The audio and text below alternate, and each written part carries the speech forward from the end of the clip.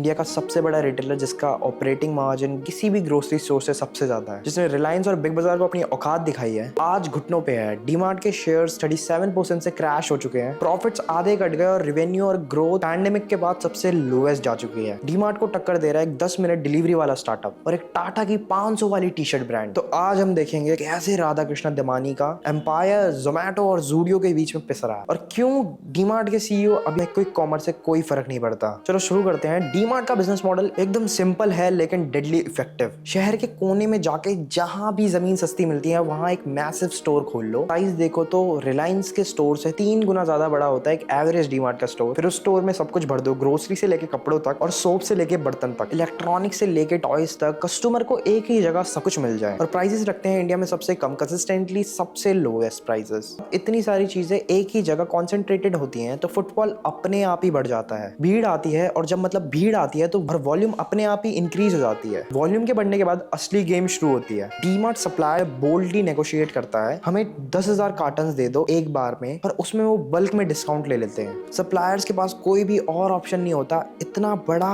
Volume है तो discount देना पड़ता है। और डीमार्ट जीनियस मूव करता है, वो डिस्काउंट अपने प्रॉफिट में नहीं रखता, सीधा कस्टमर को पास कर देता है। रिजल्ट, मार्केट में कोई भी डीमार्ट को प्राइस में बीट नहीं कर सकता। यह है डीमार्ट का एक्चुअल मोट, यह है उसकी कॉम्पिटिटिव एडवांटेज। डीमार्ट की ऑपरेटिंग प्रॉफिट मार्जिन दुनिया की किसी भी ग्रोसरी रिटेल स्टोर से ज्यादा है। अमेरिका का वॉलमार्ट भी इसके कंपैरिजन में पीछे है और यही रीजन है कि राधा कृष्णा दमानी इंडिया के रिचेस्ट रिटेलर में से एक है। पूरे वैल्यू रिटेल सेगमेंट में डीमार्ट का डोमिनेंस अनक्वेश्चनेबल था। सितंबर 2024 तक everything was perfect, share all time high पे था, रेवेन्यू कॉन्स्टेंटली बढ़ रहा था, दमानी और इन्वेस्टर दोनों ही खुश। लेकिन फिर अक्टूबर, नवंबर, दिसंबर आते आते सिनेरियो कंप्लीटली फ्लिप हो गया। डीमार्ट के शेयर सीधा 37% नीचे क्रैश कर गए। सेम स्टोर सेल्स ग्रोथ, जो मेट्रिक बताता है पुराने एस्टेब्लिश स्टोर कितना ग्रो कर रहे हैं, वो 24% से ड्रामेटिकली गिर के 5.5 पे आ गई। और सबसे critical metric return on capital employed literally half हो गया। सिंपल टर्म्स में समझो, पहले डीमार्ट 100 इन्वेस्ट करके 20 रुपए कमाता था, अब वो सिर्फ 10 कमा रहा है सेम इन्वेस्टमेंट पे। प्रॉफिटेबिलिटी का गेम जो डीमार्ट की कोर आइडेंटिटी थी वो खुद ही क्रैक्स दिख रही है। इन्वेस्टर्स सारे पैनिक मोड में चले गए। अब यहाँ एंट्री मारता है quick commerce, Blinkit, Swiggy, Instamart और ज़ेप्टो जैसे ऐप। ये सारे प्लेयर्स तो काफी टाइम से मार्केट में थे लेकिन डीमार्ट ने कभी भी इनको सीरियसली नहीं लिया। उनका सीईओ का स्टेटमेंट देखो, जुलाई 2024 में जब डीमार्ट अपने पीक पे था, उन्होंने ये चीज कॉन्फिडेंटली बोली थी कि क्विक कॉमर्स से हमें कोई भी थ्रेट नहीं है। एंटायर लॉजिक ये था कि क्विक कॉमर्स का फंडामेंटल यूएसपी कन्वीनियंस है, व्हाइल डीमार्ट का यूएसपी प्योर डिस्काउंट और वैल्यूज है। और इंडियंस अल्टीमेटली प्राइस कॉन्शियस है, तो मेजॉरिटी कस्टमर्स डीमार्ट पे ही लॉयल रहेंगे।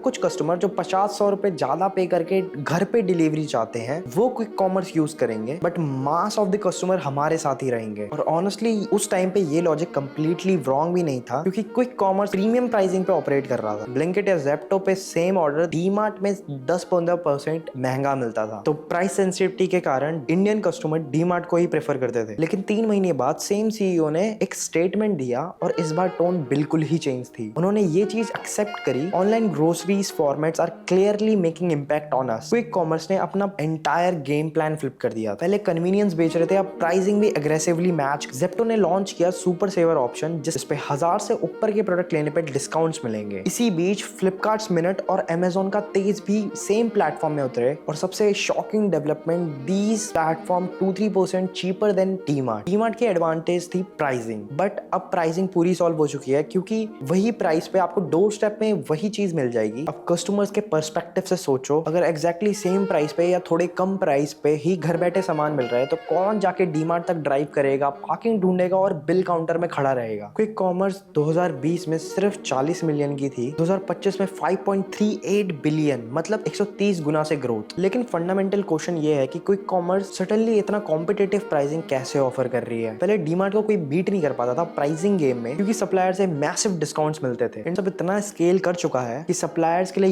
ये चैनल इग्नोर करना इम्पॉसिबल हो गया है। ब्लिंकिट अकेले 25,000 करोड़ का ग्रॉस मर्चेंडाइज वैल्यू जनरेट कर रहा है। इंडिया का रिटेल लैंडस्केप रैपिडली इवॉल्व हो रहा है और जो इसे अडेप्ट नहीं करेगा वो एक्सटिंक्ट हो जाएगा। परफेक्ट एग्जांपल देखो, बिग बास्केट का सीईओ अभी जस्ट 1 साल पहले क्विक कॉमर्स को डिसमिस कर रहा था, नॉट अ सीरियस थ्रेट कह रहा था, बट आज बिग बास्केट के 33% ऑर्डर क्विक कॉमर्स से ही आते हैं। इसे कंप्लीटली यूटर्न लेना पड़ा स्ट्रेटेजिकली। तो डीमार्ट को भी रियलिस्टिकली अडेप्ट करना पड़ेगा। इधर डीमार्ट रेडी को एग्रेसिवली स्केल करना पड़ेगा प्रॉपर इन्वेस्टमेंट और प्रॉपर फोकस के साथ, या फिर क्विक कॉमर्स में स्ट्रैटेजिकली एंटर करना पड़ेगा। और ये मेट्रो सिटीज का 40-50% ऑर्गेनाइज रिटेल मार्केट रिप्रेजेंट करती है। डीमार्ट डेफिनेटली सर्वाइव करेगा। फाइनेंशियली स्ट्रेंथ है, ब्रांड इक्विटी भी है, ऑपरेशनल एक्सीलेंस है, लेकिन थ्राइव करेगा या ग्रेजुअली डिक्लाइन करेगा, ये नेक्स्ट के 2-3 साल क्रिटिकल डिसाइड करेंगे। अगर क्विक कॉमर्स को डीमार्ट ने इग्नोर किया तो डीमार्ट के शेयर ऑब्वियसली क्रैश करेंगे। अगर स्ट्रेटेजिकली अडेप्ट किया तो इंडिया का रिटेल किंग अभी भी डीमार्ट ही रहेगा लॉन्ग टर्म में। अगर तुम्हें ये एनालाइज वैल्यूएबल लगा तो